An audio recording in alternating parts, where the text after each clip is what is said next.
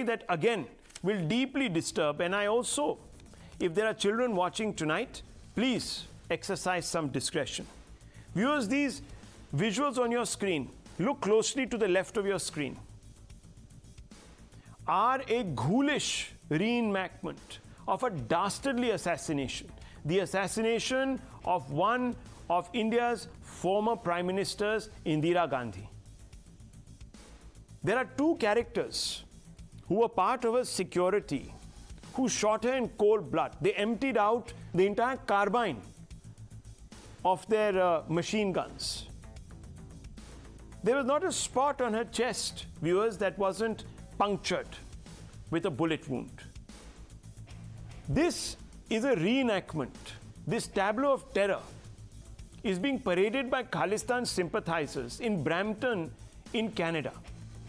Indira Gandhi is depicted wearing a blood-stained white sari with her hands up as turban-clad men point guns at her. If you look at this tableau, it has words like revenge on it. But this tableau was allowed through the streets of Brampton, all in the name of freedom of expression. This is an act of extreme cowardice. Sitting miles away from India, it is easy for these Khalistan sympathizers to put together this kind of propaganda sponsored by Pakistan and several other lunatics, and bloodthirsty ones at that. Would they ever dare to, for example, make a tableau of the Air India Flight 182 that was en route from Montreal to London, but exploded in a ball of fire, killing all 329 people aboard in 1985 after a bomb was planted on it by Canadian Sikh extremists? How about the Brampton Sardarjis, who are sympathetic to Khalistan? Make a tableau of that. Then watch, viewers, what would happen. Because anyone doing so amongst them would have been immediately deported. The Canadians at least ensured justice in that one case. Today, they are mocking justice. And this is fast becoming a pattern. Just recently, Khalistani separatists sponsored by Pakistan attacked Indian High Commission in London. In Australia, viewers, they're also running around attacking Hindu temples and places of worship.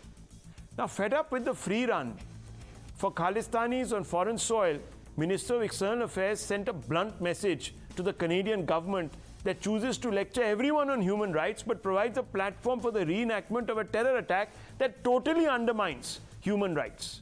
Listen to him. Regarding this float issue used, let me actually answer it, because I think there's a bigger issue involved.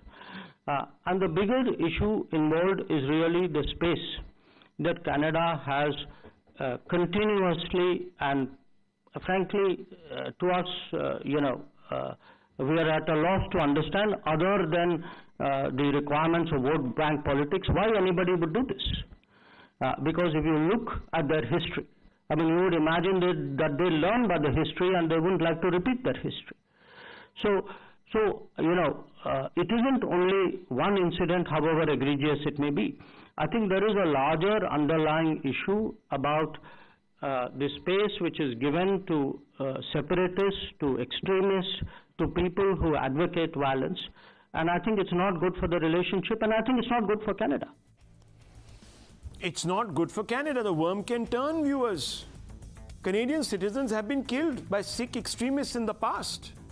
But it is debatable whether Canada will heed the External Affairs Minister's advice. Canada's government, and look at those numbers, is heavily dependent on a party led by a Canadian Sikh called Jagmeet Singh. In the 2019 general elections in Canada, Trudeau's Liberal Party bagged 157 seats and needs the support of at least 17 legislators to stay afloat. And in steps Jagmeet Singh's new Democratic Party, which has 24 seats in Parliament. And he's offered Trudeau's support, and in exchange, perhaps, viewers, he's getting what he wants. And Trudeau doesn't have the guts to call out what is a palpable act of extremist provocation. Now, aside from Canada, Mr. Jaishankar's comments should serve as a wake-up call for several parties here in India who appease Khalistan sympathizers for electoral reasons. So, while we can blame Trudeau for his compulsions, there are enough here who we must also call out, viewers, because their silence is emboldening this nonsense and is also emboldening Canada. This is a massive disservice. Here are some instances when appeasement undermined Bharat, viewers. Akal Takht declared Bhindranwale a martyr of Sikh history. SGPC and Akal Takht are entirely controlled by the Akali Dal. Let's look at another point. Akal Takht demand to release youth held amid anti-Amritpal crackdown. Threatened to launch a diplomatic campaign in India and abroad. 24 hours ultimatum to release Amritpal supporters were given. And who's Amritpal? Viewers, you know who he is. He's a follower of Jarnail Singh Bhindranwale, the man who led the insurgency against India in the late 80s and 90s. Then Congress welcomed Moosewala with open arms.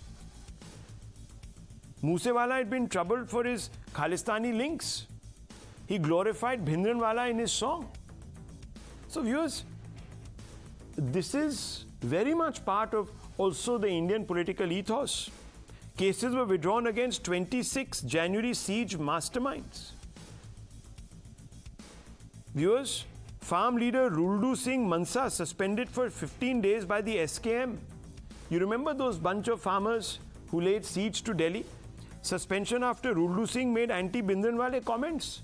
This entire organization punished this poor man for speaking out against Bhindranwale. There have been clemency demands for Beant Singh killers and they cut across all parties. Even the BJP has had no problems. Shiv Sena leader Sudhir Suri's murderer was honored. Zindabad slogans and Raj Karega Khalsa slogans were raised.